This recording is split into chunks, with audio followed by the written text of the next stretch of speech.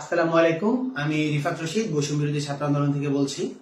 শুরুতে ধন্যবাদ দিতে চাই বাংলাদেশের ছাত্র নাগরিকের যে সমন্বিত ঐক্য, সেটিকে আপনারা দেখতে পেয়েছেন যে গোটা বাংলাদেশ যে প্রহসনের যে বলবো যে শোক দিবসের পালন, তার মুখে ঝামা ঘষে দিয়ে আমাদের শহীদদের রক্তের প্রতি শ্রদ্ধা জানিয়ে, সম্মান জানিয়ে তাদের প্রোফাইল পিকচারে লাল করে দিয়েছে এবং চোখে এবং মুখে লাল পতাকা বা কাপড় বেঁধে প্রতিবাদ জানিয়েছে।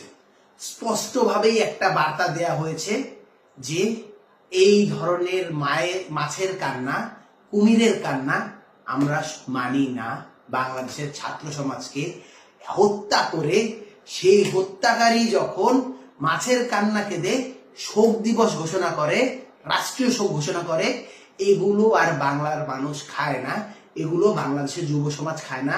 বাংলাদেশের ছাত্র নাগরিকের যে ঐক্য তৈরি হয়েছে এতগুলো শহীদের রক্তের বিনিময়ে, সেই শহীদের রক্তকে বৃথা যেতে দিয়ে ওই কালো ব্যাজ বেঁধে শোক দিবসের নামের নাটক বাংলার জনগণ, বাংলার ছাত্র নাগরিকেরা মেনে নেয়নি।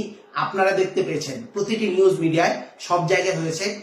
ফেসবুক লাল কৃষ্ণচূড়ার রঙে ঢেকে গেছে, ফেসবুক লাল রক্তের রঙে ঢেকে গিয়েছে, শহীদের রক্তের রঙে গোটা ফেসবুক রাঙিয়ে তোলা হয়েছে। এর সম্পূর্ণ কৃতিত্ব বাংলাদেশের ছাত্র নাগরিক ঐক্যের। আমি আপনাদেরকে শুরুতে ধন্যবাদ দিই। আমরা আগামীকালের কর্মসূচির কথা বলতে যাচ্ছি।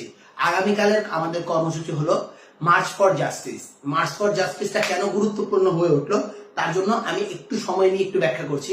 আপনারা দেখতে পেয়েছেন কি, আমাদের সমন্বয়কদেরকে হসপিটাল থেকে তুলে নিয়ে যাওয়া হলো, ঘরের তালা ভেঙে তুলে নিয়ে যাওয়া হলো। কি বলা হলো? শুরুতে তাদেরকে গুম করা হলো, পরে যখন হলো গিয়া দেশীয় এবং আন্তর্জাতিক নানাবিধ প্রেশার এবং সকলের সম্মিলিত সকলের ক্ষোভ যখন তাদের উপর চলে আসছিল, তখন তারা দেখালো ডিবি অফিসে তারা সহি সালামতে হেফাজতে আছে। কারণ তারা নাকি নিরাপত্তা সংকটে ভর্তি ছিল। তাদের নিরাপত্তা সংকটের জন্য দায়ী কারা? আপনারা। তাদের নিরাপত্তা সংকটের জন্য দায়ী কারা? ছাত্রলীগ, যুবলীগের মতো টেরোরিস্ট সংগঠন। সেই টেরোরিস্ট সংগঠনকে না ধরে আপনারা যখন আমার ভাইদেরকে, আমার বোনদেরকে আটক করেন, জিম্মি করেন, তাদেরকে নিয়ে জোর করে প্রেস রিলিজ দেন, তাদেরকে দিয়ে বার্তা বলার, বিবৃতি বলার এবং কর্মসূচি, এই যে এত শহীদদের বিনিময়ে, রক্তের বিনিময়ে যে আন্দোলন প্রতিষ্ঠিত হয়েছে, যে গণদাবি, গণজোয়ার ছুটেছে, সেটাকে বানচালের চেষ্টা করেন, তখন সেটা স্পষ্টভাবে বোঝা যায় এদেশে আইনের অভাব রয়েছে, আইনের যে শাসন তার অভাব রয়েছে। আইনে স্পষ্টভাবে বলা হয়েছে কাউকে যদি পুলিশ আটক করে তাকে 24 ঘন্টার মধ্যে আদালতে উপস্থাপন করতে হবে। কিন্তু এখানে কি বলা হয়েছে? না, আমরা তো আটক করিনি, আমরা কি করেছি? আমরা তাদেরকে হেফাজতে নিয়েছি, পুলিশি হেফাজতে নিয়েছি। বাংলাদেশের সংবিধান সহ পৃথিবীর কোথাও পুলিশি হেফাজতে কোনো গঠনতান্ত্রিক, কোনো সাংবিধানিক বা কিছুরই অধিকার পুলিশকে দেওয়া হয়নি। তাহলে এটা কোথা থেকে নাজিল হলো? এটা নাজিল হয়েছে যখন দেশে আইনের শাসন। আপনারা দেখতে পেয়েছেন মিথ্যা মামলা, হাজারে হাজারে মিথ্যা মামলা দেওয়া হয়েছে। প্রায় 2 লক্ষ আসামি, অজ্ঞাতনামা করে প্রায় 2 লক্ষ আসামির নামে মিথ্যা মামলা দেওয়া হয়েছে। আপনারা দেখেছেন যে শত শত হাজার হাজার নেতাকর্মী, আমাদের ছাত্র জনতা, তারা আটক রয়েছে। আমাদের সমন্বয়ক যারা দিয়েছেন, যারা নেতৃত্ব দিচ্ছেন, তাদেরকে ধরে নিয়ে যাওয়া হচ্ছে, তাদের বাড়িতে বাড়িতে রেড দেওয়া হচ্ছে, প্রত্যেকটা স্টুডেন্টকে স্টুডেন্টের বাড়িতে রেড দেওয়া হচ্ছে, তাদের প্যারেন্টদেরকে ধমকি দেওয়া হচ্ছে এবং নানাবিধভাবে মুচলেকা নেওয়া হচ্ছে।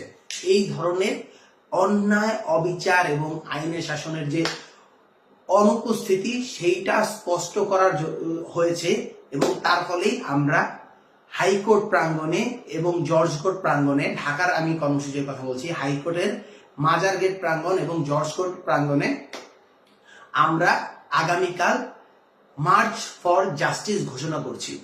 আর যখন দেশে জাস্টিস থাকে না, তখন গণ মিলে, অর্থাৎ নাগরিক, ছাত্র নাগরিক, সুশীল সমাজ, আইনজীবী, বুদ্ধিজীবী সকলে মিলে একটি গণজোয়ার তৈরি হয় এবং গণজোয়ার তৈরি হয়ে তারা দেশের যে আইনের অনুপস্থিতি, আইনের শাসনের অনুপস্থিতি, সেটা আবার ফিরিয়ে আনার চেষ্টা করে এবং প্রতিবারই দেখা গিয়েছে, ইতিহাস সাক্ষী, তারা প্রতিবার সফল হয়েছে।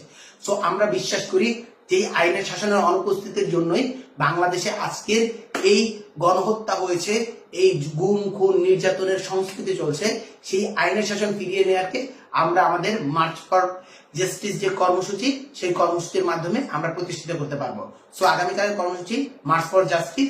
সেই মার্চ ফর জাস্টিসের আমি আবারও ঢাকার স্থানগুলো বলে দিচ্ছি: হাইকোর্টের মাজার গেট প্রাঙ্গণ এবং জর্জ কোর্ট প্রাঙ্গণ। এবং ঢাকার বাইরে যারা আছেন তারা কিভাবে কর্মসূচি পালন করবেন, আপনার নিজ নিজ জেলার বাস্তবতা অনুসারে, সময় অনুসারে, সুযোগ অনুসারে আপনারা যে সমন্বয়ক আছেন তাদের সাথে যোগাযোগ করবেন এবং আপনারা সম্ভব হলে আপনাদের জেলার যে জজ কোর্ট রয়েছে, জেলা কোর্ট, সেই জেলা কোর্টে গিয়ে কোর্টের সামনে আইনজীবী, শিক্ষক এবং সুশীল সমাজের সমন্বয়ে আপনারা একটি মার্চ করবেন, একটি পদযাত্রা করবেন।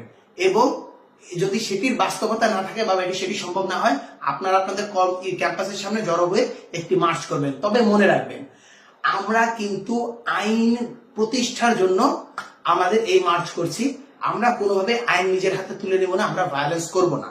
আমরা কখনোই ভায়োলেন্সের জন্য নয়, আমাদের বাংলাদেশের শিক্ষার্থীরা কখনো ভায়োলেন্সকে সমর্থন করে না।